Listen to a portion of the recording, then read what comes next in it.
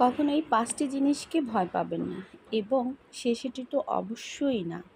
জীবন থেকে সিদ্ধান্ত নেওয়াকে। ২. অসফলতাকে। ৩. কারো ধমককে।